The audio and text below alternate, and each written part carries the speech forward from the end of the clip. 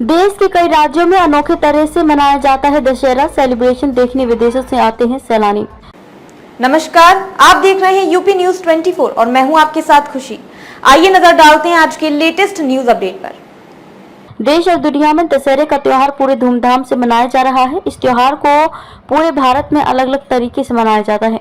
देश की कई जगहों पर दशहरे के त्योहार को हर्षोल्लास और भव्यता के साथ सेलिब्रेट किया जाता है।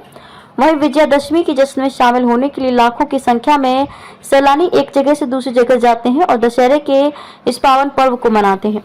देश की कई जगहों पर दशहरे को अलग अलग नामों से भी जाना जाता है, जिसमें विजयदशमी, दशहरा, दशई आदि नाम शामिल हैं।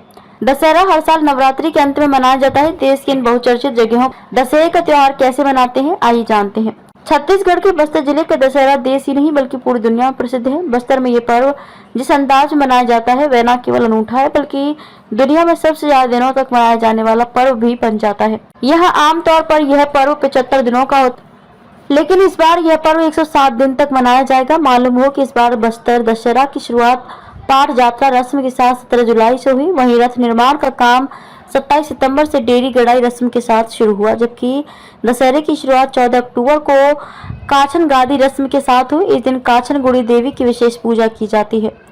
कोलकाता, पश्चिम बंगाल में दशहरे का त्योहार पूरे धूमधाम से मनाया जाता है। यहाँ दुर्गा पूजा का एक अलग ही महत्व है। नवरात्रि के दिनों में बंगाल के अलग अलग जगहों पर पूजा पंडाल भव्यता के साथ बनाया जाता है। हालांकि पश्चिम बंगाल की राजधानी कोलकाता में इसको बड़े पैमाने पर धूमधाम से मनाया जाता है। यहाँ पर पंडालों को अलग अलग थीम पर बनाया जाता है और माँ दुर्गा की पूजा अर्चना की जाती है। यहाँ पर पंडालों को देखने के लिए श्रद्धालु देश ही नहीं विदेशों से भी आते हैं। पश्चिम बंगाल में दशहरा का अंतिम दिन सिंदूर खेला का बहुत ही पुरानी परंपरा रही है, जिसमें महिलाएं एक दूसरे को सिंदूर लगाती हैं और मिठाई खिलाती हैं।